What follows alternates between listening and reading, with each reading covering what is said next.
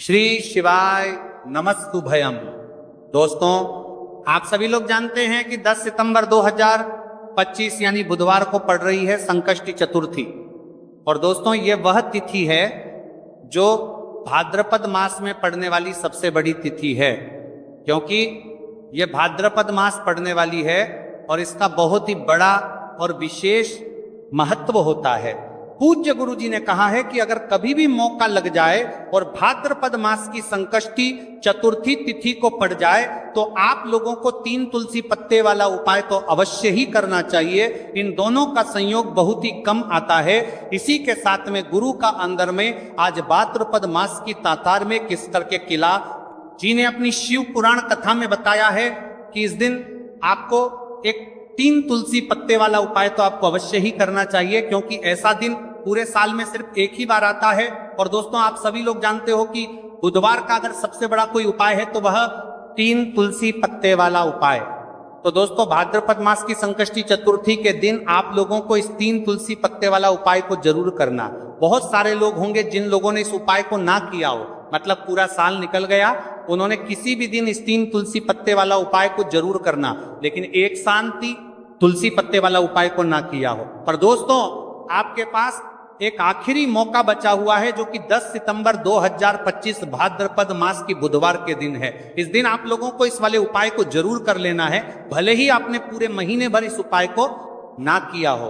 पर अगर आपने इस भाद्रपद मास के संकष्टी चतुर्थी के दिन अगर इस वाले उपाय को कर लिया तो आपको इसको लेकर अपने उपाय को करने का वह फल मिलेगा जिसकी आपने कभी कल्पना भी नहीं करी होगी। इसीलिए आप लोग इस वाले उपाय को एक बार जरूर कर लेना है, ताकि आप लोगों के हाथ से यह मौका ना जा सके और आपको इस उपाय को करने का फल मिल सके। दोस्तों, यह उपाय पंडित जी ने अपनी अभी की ही श्री शिव महापुराण की कथा में बताया है जी। इस उपाय को आज हम आपको बहुत अच्छे से समझाने वाले हैं। इस वीडियो को देखने के बाद इस उपाय को समझने के लिए आपको कोई और वीडियो को देखने की जरूरत नहीं पड़ेगी। तो चलिए दोस्तों, उपाय को शुरू करते हैं। देखिए, ये इस भाद्रपद मास के संकष्टी चतुर्थी के दिन ये इतना खास होता है, इतना महत्वपूर्ण होता है।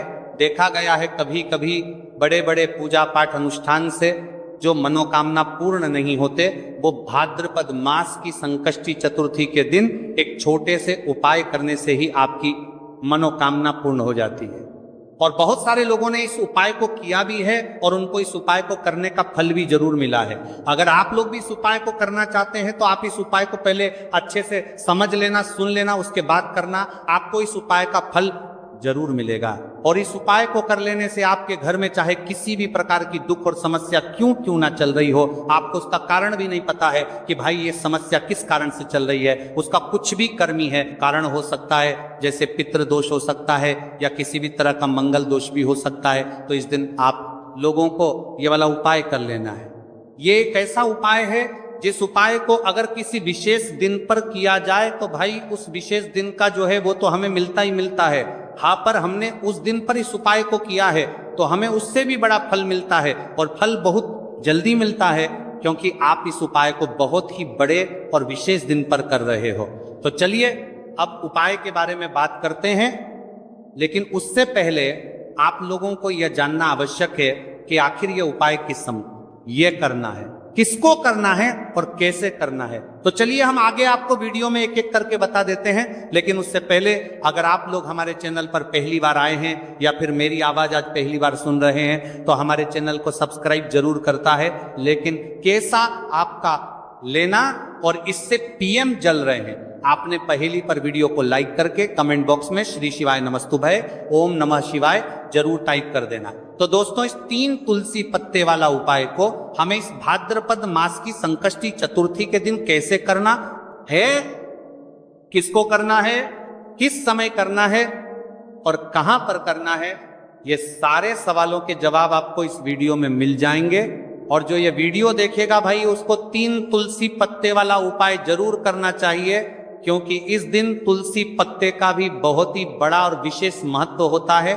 चाहे 3 तुलसी पत्ते वाला उपाय की तो या सोने पर सुहागा वाली बात हो जाती है, और यह एक बहुत ही बड़ा उपाय हो जाता है इस भाद्रपद मास की बुधवार का। तो अब दोस्तों इस 3 तुलसी पत्ते वाला उपाय को आखिर करना किसको है, सबसे पहले हम लोग वो बात जान लेते हैं। तो देखो, घर की जो बड़ी माताएं बहनें होती हैं, उन माताओं बहनों में से कोई भी एक बड़ी माता बहन इस वाले उपाय को कर सकती है। और दोस्तों, अगर आप चाहे तो अपने घर में से सभी सदस्यों को भी इस उपाय को करवा सकते हैं। अगर किसी व्यक्ति की खुद की कोई मनोकामना है, खुद की कोई दुख और परेशानी है जो कि वह अपने लिए ही करना चाहता है, इस वाले उपाय को तो वह खुद अपने लिए भी कर सकता है। बाकी अगर कोई घर में से ऐसा है जो कि अपने पूरे घर परिवार की सुख और शांति के लिए यह वाला उपाय करना चाहता है, तो भाई वह भी घर परिवार की सुख और कर पाए सकता है, उसमें भी कोई दिक्कत वाली बात नहीं है। कहने का मतलब यह है कि इस उपाय को हर एक सदस्य भी कर सकता है और पूरे घर परिवार के सदस्य के लिए घर की बड़ी माताओं बहनों में से कोई एक माता बहन भी कर सकती है। माताएं बहनें अगर घर में उपस्थित ना हो या वह ये वाला उपाय ना कर पा रही हो, तो फिर घर का कोई बड़ा सदस्य भी इस 3 तुलसी पत्ते वाला उपाय को कर सकता है, चाहे फिर वह पुरुष ही क्यों ना हो, उसमें कोई भी दिक्कत वाली बात नहीं है। उसके बाद में दोस्तों जो अगला प्रश्न निकल कर आता है वो ये आता है, इस उपाय को लेकर के आखिर इस उपाय को हमें किस समय करना है, सुबह के समय करना है कि शाम के समय करना है। तो देखो, इस वाले उपाय को आप लोग सुबह के समय भी कर सकते हो और शाम के समय प्रदोष काल में भी कर सकते हो। अब अगर आप पूछो कि भाई साहब सबसे उत्तम समय कौन रहेगा इस 3 तुलसी पत्ते वाला उपाय को करने का, तो हम आपसे बस यही कहेंगे कि इस उपाय को आप सुबह के समय करेंगे तो ज्यादा बेहतर होगा। बाकी अगर प्रदोष काल शाम के समय भी करेंगे तो भी अच्छा होगा, उसमें कोई भी दिक्कत वाली बात नहीं है। तो अब दोस्तों जो अगली सबसे बड़ी और महत्वपूर्ण बात आती है वह ये आती है कि सुबह अगर हम उपाय को करेंगे तो हमें कितने बजे से लेकर कितने बजे तक के बीच में करना है, और शाम के समय प्रदोष काल में करेंगे तो हमें कितने बजे से लेकर कितने बजे के बीच में करना है। तो देखो, सुबह जितनी जल्दी हो सके आप उपाय को करने की कोशिश करना। बाकी अगर किसी कारणवश लेट भी हो जाओ, थोड़ी देर भी हो जाए, तो 10 या 11:00 बजे तक भी आप उपाय कर लेना, और 12:00 बजे से ज्यादा देरी ना हो। ठीक है, इस बात का ध्यान रखना। उसके बाद में दोस्तों, अगर शाम के समय प्रदोष काल की बात करें, प्रदोष काल का जो समय है होता है वह शाम के 6 बजे से शुरू हो जाता है। मतलब शाम के 6 बजे से लेकर 7 बजे के बीच का जो समय होता है, यह समय प्रदोष काल का समय होता है। तो आप इस उपाय को 7 या 8 बजे के बीच में भी कर सकते हो। मतलब शाम के 6 बजे से रात 8 बजे के बीच में आप कभी भी इस वाले उपाय को कर सकते हो, उसमें कोई भी दिक्कत वाली बात नहीं है। तो देखो दोस्तों, सबसे पहला उपाय देखिए आपको क्या करना है। देखिए, भाद्रपद मास के दिनों में विशेषकर भगवान शिव और माता पार्वती और विष्णु भगवान का पूजन किया जाता है। अब साथ ही साथ संकष्टी चतुर्थी तिथि का दिन भी पड़ गया है, तो ऐसा समझ लीजिए आपके जीवन में धन भी आएगा, सुख भी आएगा, धन बढ़ेगा भी, और साथ ही साथ आपके जीवन के सारे संकटों को भगवान शिव जी दूर कर देंगे। तो चलिए सबसे पहले बात कर लेते हैं सबसे पहले उपाय की, जो कि बुधवार वाले दिन आपको विशेष करना है। और इस उपाय को करने से आपकी कोई भी ऐसी इच्छा, कोई भी विश जो अभी तक अधूरी है, पूरी नहीं हो रही है, तो आपकी बड़ी से बड़ी विश और मनोकामना भी पूरी हो जाती है। जब आप संकष्टी चतुर्थी तिथि वाले दिन इस पहले उपाय को कर लेते हैं, तो देखिए, आप सभी जानते हैं कि श्री हरिविष्णु जो है उन्हें तुलसी दल सबसे प्रिय है। बिना तुलसी माता के श्री हरिविष्णु अधूरे हैं, और बिना तुलसी पत्तों के श्री हरिविष्णु का भोग अधूरा है। अब श्री हरिविष्णु को प्रसन्न करके आप अपनी किसी भी मनोकामना को पूरा कर सकते हैं, क्योंकि श्री हरिविष्णु प्रसन्न हो गए तो आपकी कोई भी विष्णु का पता ना हो गए और इच्छा मनोकामना अधूरी नहीं रहेंगी। देखिए, हम सभी के घरों में माता तुलसी का पौधा अवश्य ही होता है। तो देखिए, हमें तुलसी जी के पौधे से सबसे पहले तो 3 पत्ते तोड़ने हैं। देखो, संकष्टी चतुर्थी वाले दिन आपको तुलसी के पत्ते नहीं तोड़ने हैं, तो देखिए तुलसी जी के आपको 3 पत्ते तोड़ लेने हैं, और इन तुलसी जी के पत्तों को तोड़ने के बाद आपको 1 चुटकी हल्दी भी अपने साथ में लेनी है। हल्दी के अंदर आपको जल मिलाकर के पेस्ट के रूप में तैयार करना है, और इसी के साथ में आपको एक दीपक भी लेना होगा। दीपक आप मिट्टी का भी ले सकते हैं, आटे का भी ले सकते हैं, और इस दीपक में आपको शुद्ध घी डाल के इसमें आपको लंबी रुई की बाती का प्रयोग करना है। देखिए दोस्तों, आपके पास है 3 तुलसी जी के पत्ते हैं। तो पहला जो तुलसी जी का पत्ता है उस पर आपको सबसे पहले तो जो आपने हल्दी ली है उसकी एक बिंदी लगानी है। और पहला जो तुलसी जी का पत्ता है, आपके घर में भगवान विष्णु का चाहे कोई सा भी स्वरूप हो, चाहे लड्डू गोपाल जी का स्वरूप हो, या फिर भगवान कृष्ण की आपके मंदिर में प्रतिमा हो, या फिर भगवान श्री राम की प्रतिमाएं उनके सामने, आपको पहला तुलसी जी का पत्ता अर्पित करना है। अब देखिए दोस्तों, आपके पास जो 2 तुलसी जी के पत्ते हैं और आपके पास जो एक दीपक है, इन्हें आपको लेकर के पहुंचना है अपने ही घर में तुलसी जी के पौधे के पास में। देखिए, सबसे पहले तो आपके पास जो 2 तुलसी जी के पत्ते हैं उन पर भी आपको हल्दी की एक एक बिंदी लगानी है और उन दोनों ही तुलसी जी के पत्तों को आपको अपने घर में तुलसी जी के पौधे के वहां पर ही अर्पित कर देने हैं। और इस प्रकार से ये दोनों पत्ते भी तुलसी जी के पौधे के पास मम अर्पित कर देने हैं। और इस प्रकार से करने के बाद अंत में जो आपके पास एक लंबी बाती का दीपक है, इसे आपको तुलसी जी के पौधे के पास में ही प्रज्वलित कर देना है। जो भी व्यक्ति अपने ही घर पर इस प्रकार से तुलसी जी के 3 पत्तों का ये उपाय कर लेता है तो उसका परिवार हमेशा खुश रहता है, उसके परिवार में कभी भी कोई भी संकट उत्पन्न नहीं होता है। और यदि आपके घर में जो भी ग्रह क्लेश है वो भी समाप्त होते हैं। तो इस प्रकार से ये सुंदर सा उपाय करना है। अब बात करते हैं अगले उपाय की। देखो, यदि आपके जीवन में आर्थिक संकट बहुत अधिक हो रहे हैं, धन की समस्या लगातार जीवन में बनी हुई है, 1 रुपयों को प्राप्त करने के लिए आपको बहुत अधिक मेहनत कर रहे हैं, तो आज रात्रि में सोने से पहले आपको कोई एक चमत्कारी दीपक का उपाय अवश्य करना। या फिर यदि आपका जो व्यापार है, बिजनेस है, दुकान है, वो अच्छे से नहीं चल पा रही है, तो आज रात्रि में इस विशेष दीपक का उपाय आपको अवश्य करना चाहिए। देखो दोस्तों, दीपक हमारे घर में सभी नकारात्मक शक्ति को बाहर करता है। ये उपाय आपको साल में केवल 1 बार करने का ही मौका मिलता है। देखिए, इस उपाय के लिए आपको तुलसी जी की जो सूखी लकड़ी होती है उसे ले लेना है। देखिए दोस्तों, यदि आपके पास पुरानी तुलसी जी की लकड़ी है तो उसे आप ले सकते हैं। और यदि आपके घर में तुलसी जी जो लकड़ी है वह सूखी हुई है तो उसकी लकड़ी आप तोड़ के इस्तेमाल कर सकते हैं। लेकिन आपको ध्यान रखना है कि सूर्यास्त से पहले पहले ही आपको ये जो तुलसी जी की लकड़ी है इससे अवश्य ही तोड़ कर दे लेना है।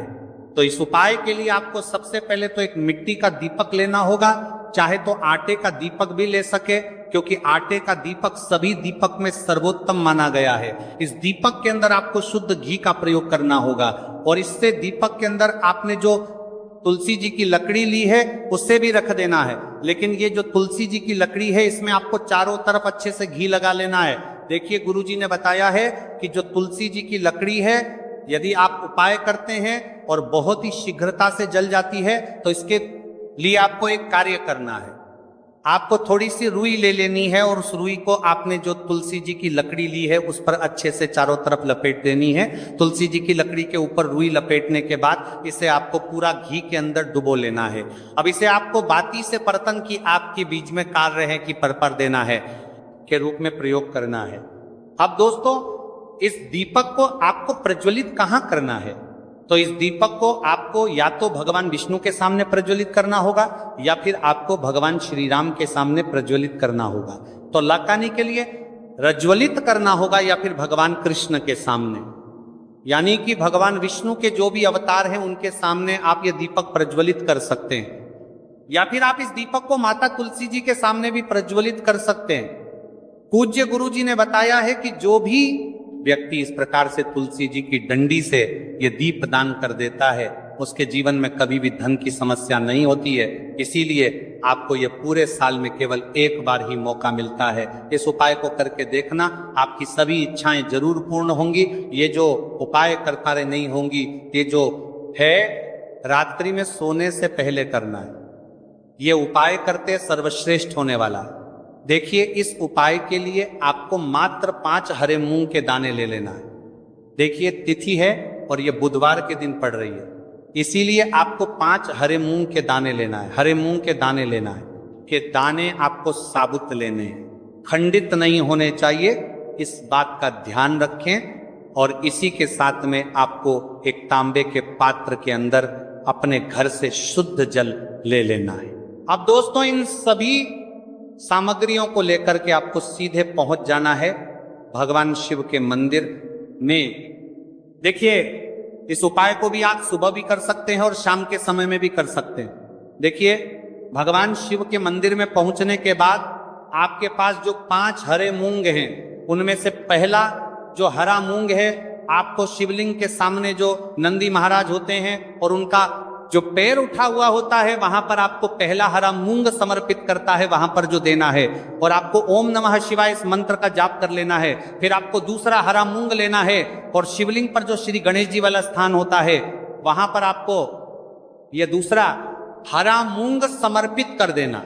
यानी कि शिवलिंग के सीधे तरफ आपको यह दूसरा हरा मूंग समर्पित करना है और फिर आपको ओम नमः शिवाय या फिर श्री गणेशाय नमः इस मंत्र का जाप कर लेना है। सरा हरा मूंग का दान आपको भगवान शिव की सबसे प्रिय पुत्री माता अशोक सुंदरी वाले स्थान पर समर्पित करना होगा। शिवलिंग की जो जलाधारी होती है, जहां से जल बह के आता है, उसी जलाधारी के बीच में जो कहीं ना कहीं उठी हुई लाइन होती है सांप की आकृति के रूप में, वहीं पर आपको तीसरा हरा मूंग समर्पित करना है और फिर आपको ओम नमः शिवाय इस मंत्र का जाप कर लेना है।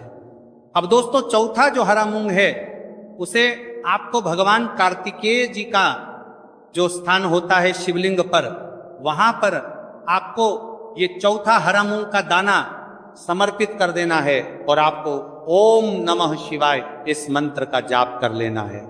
अब दोस्तों, आपके पास जो 5वां और अंतिम हरा मूंग बचा हुआ है, उसे जल के पात्र के अंदर डाल देना है और इस हरे मूंग से युक्त जल से आपको भगवान शिव के शिवलिंग का अभिषेक कर देना है। धीरे धीरे समर्पित करते जाना है और लगातार आपको शिव महापुराण के मूल मंत्र श्री शिवाय नमस्तुभ्यम इस मंत्र का जाप करते रहना है। फिर आपको शिवलिंग के सामने बैठकर, यदि आप अपने बच्चों के लिए ये उपाय कर रहे हैं, यदि आप अपने बच्चों के लिए महापुराण के मूल मंत्र में यहाँ पढ़ते जाना है, घोड़ा जितना की बेच की बुद्धि ज्ञान और विवेक के लिए उपाय कर रहे हैं, तो उसके लिए आपको प्रार्थना कर लेनी है। या फिर व्यापार में वृद्धि करने के लिए ये उपाय कर रहे हैं, तो उसकी कामना करते हुए आपको प्रार्थना कर लेनी है। या फिर अपनी नौकरी के लिए कर रहे हैं, या फिर अपने इंटरव्यू के लिए, या फिर धन की प्राप्ति के लिए कर रहे हैं, जिस भी कामना के लिए आप उपाय कर रहे हैं, उसे परिपूर्ण करने के लिए आपको महादेव से प्रार्थना कर लेनी है और फिर आपको वापस अपने घर आ जाना है। पूज्य गुरु जी ने कहा है कि जो भी व्यक्ति इस उपाय को कर लेता है, तो यकीन मानिए आपके जीवन की जो सारे संकट, कष्ट और बाधाएं हैं, वह सभी समाप्त होंगे। अब हम बात करते हैं तीसरे विशेष उपाय। देखो, भाग्य का साथ आपको मिले तो गुरु बृहस्पति को मजबूत करना बहुत जरूरी होता है। इसीलिए पूज्य गुरुदेव ने एक बहुत ही सुंदर सा उपाय बताया था, जो कि है पीले चावल का थोड़े से अक्षत लेना, चावल लेना। अगर आपको ऐसा लगता है ना कि आपको किसी भी चीज में सफलता नहीं मिल पा रही है, किस्मत का साथ आपको नहीं मिल पा रहा है, तो पीले चावल लेना। पीले चावल कैसे करोगे? 11 चावल लेना, साबुत उसके अंदर पीली जो पीला चंदन है वो आपको मिला देना है और चावल को पीला रंग कर देना है। ठीक है। साथ में लेना है एक बेलपत्र और साथ में लेना है तांबे के पात्र के अंदर जल। ठीक है।